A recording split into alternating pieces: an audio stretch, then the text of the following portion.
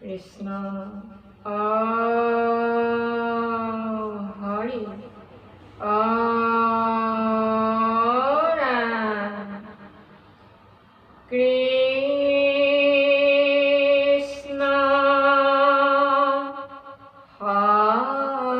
শংকৰ গুৰু হৰি ৰাম ৰাম ৰাম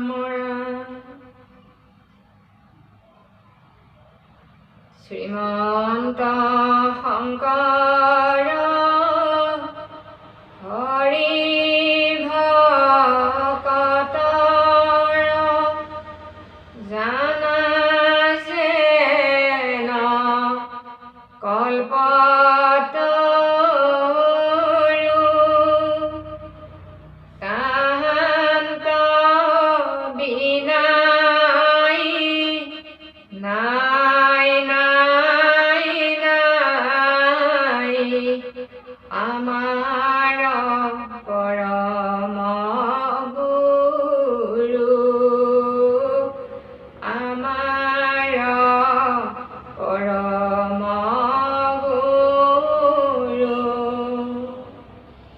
ওম নমো ভগৱতে বাসুদেৱায় ওম নমো ভগৱতে বাসুদেৱায় কৃষ্ণ কলি নিগ্ৰহ আৰু ধৰ্ম ৰক্ষণ শুনিও নকৰিহি বলিনন্দ পুত্ৰ তুহিতে আচাৰ্য যেন ভৈলয়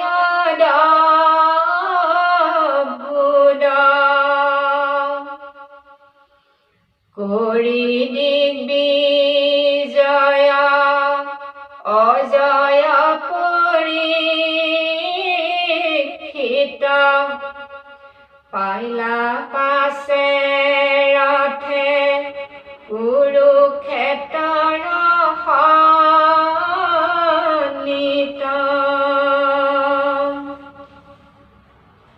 দেখিলানি পতি তৈতে বিচাৰি ফুৰন্তে আছে ধেনু বৃষ দুয়ো দুখত কান্দন্তে মৃণাল ধৱল বিষ কাম্পতৰ তৰি চৰণত তাৰ ক্ষুদ্ৰ গোটে দণ্ড ধৰি কৃষ্ণ মোৰ শ্ৰদ্ধাৰ বাবাৰ সমস্ত আপোনাসৱৰ চৰণত কৰপতে সেৱা জনাইছোঁ। আজি এই ভাগৱত পাঠ ব্যাখ্যাৰ মাজলৈ আমি আহোঁচোন। অধ্যায়ৰ শিৰোনামা কলি নিগ্ৰহ আৰু ধৰ্ম ৰক্ষণ। শুনিও শৌনক ঋষি বুলিলন্ত সুত মহামানী সুতে শৌনককে প্ৰমুখ্য কৰি সেই ঋষি সমস্তৰ মাজত এই কথাখিনি অৱতাৰণা কৰিছে যে যেতিয়া পৰীক্ষিত ৰজা হ'ল, পৰীক্ষিত ৰজাই দেশৰ খবৰ বাতৰি লোৱাৰ নিমিত্তে প্ৰজা পালনৰ নিমিত্তে তেওঁ পৰম পৰাক্ৰমী অজেয় ৰূপ এই ৰূপেৰে তেওঁ নিজৰ দেশত দিগ্বিজয় কৰি ফুৰিছিল। এনেদৰে দিগ্বিজয় কৰি ফুৰোতে পাছে ৰথে কুৰুক্ষেত্ৰ সন্নিত। তেওঁ এনেদৰে ঘূৰি ফুৰোতে এদিন কুৰুক্ষেত্ৰ সন্নিত মানে ওচৰত তেওঁ উপস্থিত হৈছিল। দেখিলা নিপতি তৈতে বিচাৰি ফুৰন্তে আছে ধেনু বিষ দুয়ো দুখত কান্দন্তে। এনেদৰে পৰীক্ষিতে ঘূৰি ফুৰোতে কুৰুক্ষেত্ৰ পথাৰৰ ওচৰত ধেনুৰূপী বসুমতী আৰু বিষৰূপী ধৰ্ম দুয়োজনে কান্দি আছে। তেওঁ ওচৰলৈ গৈ দেখিলে সেই ধৱলৰূপী বিষ মানে শুদ্ধ বগা বিষৰূপী ধৰ্মৰ চৰণত আৰু বসুমতী তেওঁলোকৰ চৰণত শুদ্ধ গোত্ৰে দণ্ড ধৰি মানে শুদ্ধ গোষ্ঠীয় কিছুমান লোকে তেওঁলোকক দণ্ডৰে প্ৰহাৰ কৰি আছে। ভয়তে তেজিলা যেন মলমূত্ৰ আতি চৰণ পহাৰে ধেনুক কৰে শাস্তি। কান্দন্তে আচন্ত বহি লোটক নয়নে অনাথক মাৰ যেন দুৰ্জন তেন তোনে। তেওঁলোকে সেই সময়ত অনাথ অনুভৱ কৰিছে, কিয়নো তেওঁলোকক কোনেও ধৰোতা নাই, ৰক্ষা কৰোতা নাই, তেওঁলোকৰ হৈ হাৰ মাতোতা নাই। তাৰমানে তেওঁলোক গৰাকীবিহীন হৈ পৰিছে। সেইকাৰণে তেওঁলোকক এটা গোষ্ঠীয় লোকে এনেদৰে যেতিয়া মাৰ ধৰ অত্যাচাৰ কৰিছে, তেতিয়া ধেনু আৰু বিষে ভয়তে মল মূত্ৰ ত্যাগ কৰিছে। হেন দেখি খেদি গৈলা ৰাজা হাতে বেঠে হাতে হৰ ধনু ধৰি সুবৰ্ণ ৰথে মেঘৰ গম্ভীৰ ধ্বনি বুলিলা বচন কোন তই কহৰে অধম দুৰ্জন।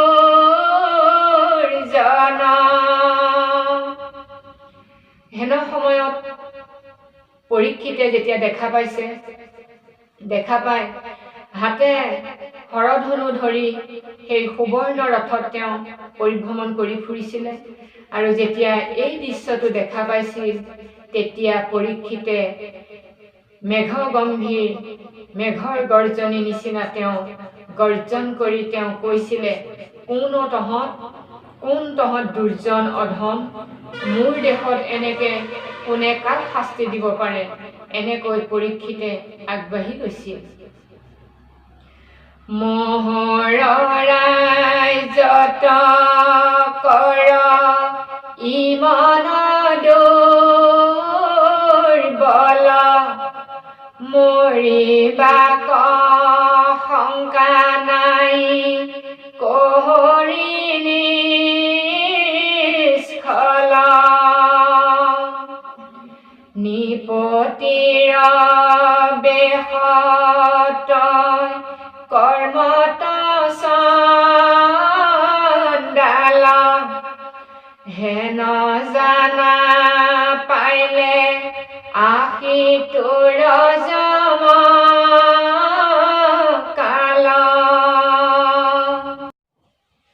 মোহৰ ৰাজ্যত কৰ ইমান দুৰ্বল। পৰীক্ষিতে দেখা পাই কৈছে যে মোৰ ৰাজ্যত কোন তই ইমান দুৰ্বল, মৰিবাক শংকা নাই কহিৰ নিষ্ফল। তোৰ মৰিব ভয় আছেনে নাই?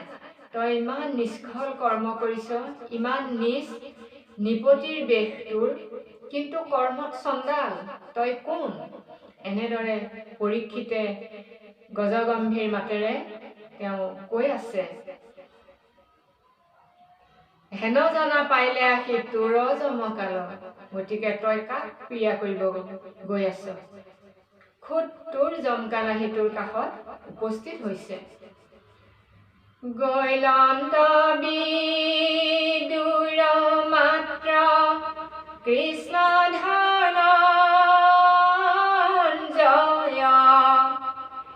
এতেকে অন্যায় কৰ সদুৰা হয় মই বিদ্যমানে তোৰ এতমান গ্ৰহ কৰো শিৰছেদ দুষ্ট খানিতে কৰহ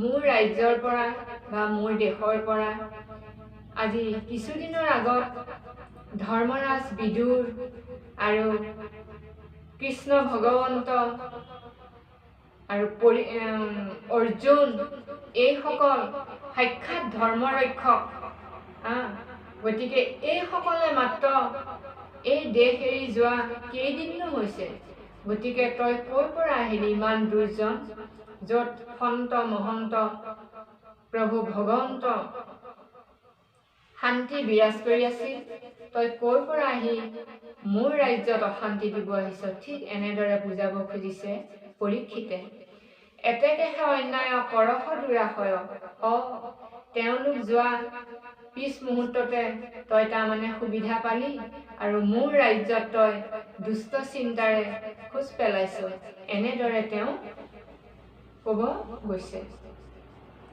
মই বিদ্যমানে তোৰ এতমান গ্ৰহ কৰো শিৰচ্ছেদ দুষ্ট খনিকহে ৰহ তেওঁলোক নহ'ব পাৰে মই কিন্তু কম নহয় মই সাক্ষাৎ থাকোঁতে মই সাক্ষাৎ ইয়াত বিদ্যমান হৈ থাকোঁতে তুমি মোৰ ৰাজ্যত একো কৰিব নোৱাৰিবা মই তোমাক শিৰচ্ছেদ কৰিম এনেকৈয়ে পৰীক্ষিতে কৈছে মহন্তক প্ৰিয়া কৰ মোহৰায়াগত ৰহ ৰহ ভাঙো আজি তোৰ মহত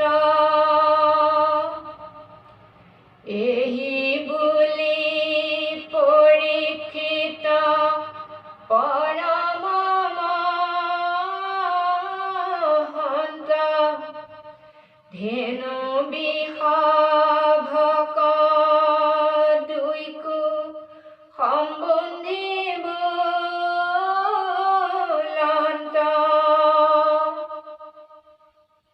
মহন্তজনক ক্ৰিয়া কৰিবলৈ দুখ কষ্ট দিবলৈ তই কোন পৰীক্ষিত কৰ্মই হৈছে সন্ত মহন্তক পালন কৰা গতিকে সেয়েহে পৰীক্ষিত ৰজাৰ ৰাজ্যত মহন্তক ক্ৰিয়া কৰাজনক মই আজি সুদাই নেৰিম তোৰ মহত্ব কিমান তোৰ পৰাক্ৰম কিমান মই চাই ল'ম এনেদৰে তৰ্জন গৰ্জন কৰিছে পৰীক্ষিতে এহি বুলি পৰীক্ষিত পৰম মহন্ত আৰু পৰীক্ষিতকো আমাৰ পদে কৈছে যে মহন্ত হয় বাপাই সমস্ত পৰীক্ষিত কম মহন্ত নহয় যিজন পৰীক্ষিতে গৰ্ভতে প্ৰভু ভগৱন্ত দৰ্শন হৈছিল সেয়ে হৈছে পৰীক্ষিত এহি বুলি পৰীক্ষিত পৰম মহন্ত ধেনু বিষভক দুইকো সম্বন্ধি বুলন্ত আৰু ধনু আৰু বিষভ দুয়োকে সম্বোধন কৰিছে মহন্ত বুলি আইবা সমস্ত এটা কথা যাৰ গাত সুকীৰ্তি নাই তেওঁ আনৰ গাতো কোনো সুকীৰ্তি গন্ধ নাপায় দেখা নাপায় যি দুৰ্জন সি আনকো দুৰ্জন বুলিয়ে ভাবে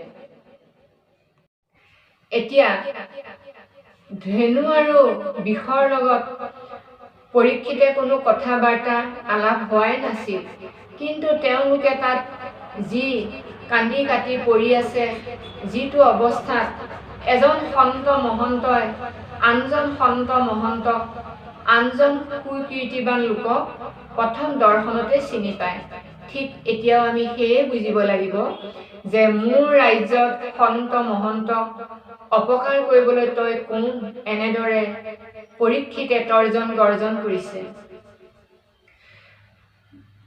পৰীক্ষিত নিজে এজন সন্ত মহন্ত কাৰণে অন্যজন সন্ত মহন্তক দেখিয়ে তেওঁ চিনি পাইছে আৰু তেওঁ সমস্তক মহন্ত বুলি সম্বোধন জনাইছে। কোন তুমি আছা শুক্ল বিহৰূপ ধৰি, কোন বা তোমাৰ ভাঙিলে কতিনি ভৰি, কিহক ভমাহা এক পাৱে মহাশয়, মই আহি পাইলো আৰু নকৰিবা ভয়। পৰীক্ষিতে ধেনু আৰু বিষক সম্বন্ধি কৈছে যে তোমালোকনো কোন, ক'ৰ পৰা আহিছা? কোনে বা তোমাৰ ভাঙিলে তিনি ভৰি? তোমাৰ যি চাৰি ভৰি আছিল ইয়াৰে তিনি ভৰি কোনে ভাঙিলে? আৰু কি কাৰণেনো তুমি তিনিখন চৰণৰে এনেকৈ মহাশয় ঘূৰি ফুৰিছা? সন্ত মহন্তৰ বাক্য বচন কিমান সাৱলী, তেওঁলোকক সম্বোধন কৰিছে মহাশয় বুলি। এয়া মহন্তৰ চিন, মহন্তৰ লক্ষণ বা পাই সমস্ত। মই আহি পাইলো আৰু নকৰিবা ভয়, আৰু তেওঁলোকক সান্তনা দিছে, সাহ দিছে, অনাথৰ নাথ হিচাপে কাষত থিয় হৈছে যে মই আহি পালো, তোমালোকৰ আৰু কোনো ভয় নাই, ভয় নকৰিবা। জয়ত ৰাখয় কৌৰৱ ৰাজাৰ বাহু দণ্ডে, শোকে সিটো লোকৰ লোটকনতো পৰে, না কান্দা না কান্দা মাও ধেনু এৰা খেদ, কৰো আজি তোমাৰ 70 স্কন্ধ ছেদ। যিখন ৰাজ্যত সন্ত মহন্তক ৰক্ষা কৰা হয়, ৰক্ষণাবেক্ষণা দিয়া হয়, তাত আৰু তোমালোকক কোনে কি অপকাৰ কৰিব পাৰে? তোমালোকে নাকান্দিবা, দুখ নকৰিবা। তোমালোকৰ এই শত্ৰুক মই একেপাত সৰে তেওঁলোকৰ স্কন্ধ ছিঙি দিম, কাণ ছিঙি পঠিয়াম, এনেদৰে অভয় দান কৰিছে। কৃষ্ণৰ সেৱক ইটো ৰাজাৰ ৰাজ্যত, কেহুনতো কৰে আহি দ্ৰোহ হেন মত, যদি দেৱে কৰে তোমাক হেন দণ্ড, তাহাৰো কাটিবো হালংকিত বাহু খণ্ড। এই ৰাজ্য কাৰ ৰাজ্য বুলি ভাবিছে? একান্ত কৃষ্ণৰ সেৱকক, কৃষ্ণৰ সেৱা কৰা কৃষ্ণ ভক্তৰ ৰাজ্য। গতিকে ইয়াত সন্ত মহন্তজন সুৰক্ষিত হবই লাগিব। এয়া পৰীক্ষিতৰ বাণী। কেহুনতো কৰে আহি দ্ৰোহ হেন মত, এই হেন সন্ত মহন্ত আৰু মহন্তৰ ৰাজ্যত কোনে কি অপকাৰ কৰিব পাৰে, কাক কি দোষ দিব পাৰে? যদি দেৱে কৰে তোমাহাক হেন দণ্ড, তাহাৰো কাটিব হালংকিত বাহু খণ্ড। যদি কোনোবা সাক্ষাৎ দেৱতায়ো আহি মোৰ ৰাজ্যত সন্ত মহন্তক প্ৰিয়া কৰে, তেওঁকো মই স্কন্ধ ছেদ কৰিম, এনেদৰে অভয়বাণী দিছে পৰীক্ষিতে। হেন শুনি ধৰ্মে তাংক দিলন্তয় উত্তৰ, কি কহিবু কথা মই তোমাৰ বহৰ, যাৰ গুণে তুষ্ট হুয়া বহুদেৱ পুত, হুৱন্ত সাৰথি কতো সভাসদ দূত। কৃষ্ণ। এনেদৰে বহুমতী আৰু ধৰ্মই পৰীক্ষিতৰ যি অভয় বাণী শুনি তেখেত সমস্তৰ অকণমান হাঁহ আহিছে। তেওঁলোকৰ মুখত কথা আহিছে যেতিয়া তেওঁলোকে পৰীক্ষিতৰ ওচৰত নিৰ্ভয় অনুভৱ কৰিছে। যেতিয়া পৰীক্ষিতে অভয়দান কৰিলে তেতিয়া কৈছে যে ধৰ্মই কৈছে, হেন শুনি ধৰ্মে তাংক দিলন্ত উত্তৰ, কি কহিবু কি কওঁ তোমাৰ বংশৰ কথা পৰীক্ষিত, যি বংশত বসুদেৱৰ পুত্ৰই আহি নিজেই দূতৰ নিচিনাকৈ সাৰথি হৈ আছিল তোমাৰ বংশত, গতিকে কি কওঁ তোমাৰ বংশৰ গুণ মই। এনেদৰে ধৰ্মই পৰীক্ষিতক কৈছে। কৰন্ত মন্তনা কতো মন্ত্ৰী হুয়াতি, নিদ্ৰা এৰি খান্দা ধৰি ৰাখি থাকা ৰাতি, ধ্যানতো নেদেখয় যিটো বেদৰ ৰহস্য, কহিলন্ত তাংক পাণ্ডু বংশে বৈশ্য। যিজন প্ৰভু ভগৱন্তই তোমাৰ বংশত আহি দূতৰ নিচিনাকৈ পাণ্ডৱৰ সেৱা কৰিছে, যিজন প্ৰভু ভগৱন্তক এই বিশ্ব ব্ৰহ্মাণ্ডই সেৱা কৰে, সেইজন প্ৰভু ভগৱন্তই তোমাৰ বংশত মন্ত্ৰী হিচাপে আছে। মন্ত্ৰী নিচিনাকৈ তোমালোকক বিভিন্ন সময়ত মন্ত্ৰণা দিছে। আৰু সেইজন প্ৰভু ভগৱন্ত যি বেদৰো ৰহস্য, যোগীৰ ধ্যানৰ যি বস্তু ৰহস্য, সেইজন ৰহস্যময় প্ৰভু ভগৱন্তই তোমালোকৰ বংশক ৰক্ষা কৰিছে আৰু তোমাৰ পিতৃপুৰুষৰ ওচৰত বৈশ্য হৈ আছে। এনেদৰে প্ৰভু ভগৱন্তৰ গুণ গৰিমা গাইছে ধৰ্মই। কি কহিবু পাণ্ডৱৰ মহাগুণ গণ, যাক সেৱা কৰন্ত আপুনি নাৰায়ণ, এৰা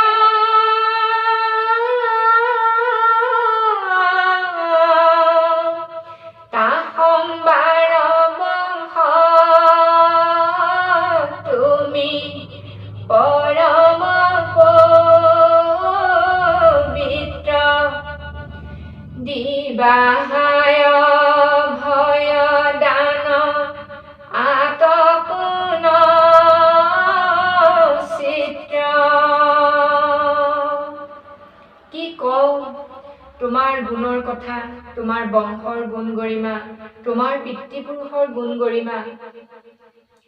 যিজন প্ৰভু ভগৱন্তই নিজে আহি তোমাৰ বংশৰ সেৱক হৈছে, প্ৰভু ভগৱন্তৰ যিজন অনাদি অনন্ত প্ৰভু ভগৱন্ত নাৰায়ণ, তাসম্বাৰ বংশ তুমি পৰম পবিত্ৰ, সেই বংশৰ তুমি বংশধৰ, তুমি পৰিণতি, তুমি পৰম পবিত্ৰ, তুমি সন্ত মহন্ত আমি জানো।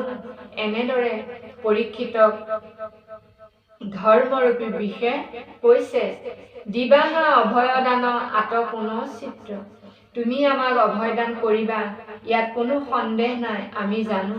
কৃষ্ণ বাপাই সমস্ত পুনৰ লগ পোৱা প্ৰতিশ্ৰুতিৰে আজিলৈ ইমানতে আমি আহোঁ। জয় ৰাম জয় নাৰায়ণ জয় কৃষ্ণ জয় জগদ্গুৰু শ্ৰীমন্ত শংকৰ কৃষ্ণ হৰি ৰাম শ্ৰীমন্ত শংকৰ হৰি ভকতৰ জানা যেন কল্পতৰু তাহান্ত বিনাই নাই নাই নাই আমাৰ পৰম গুৰু কৃষ্ণ হৰি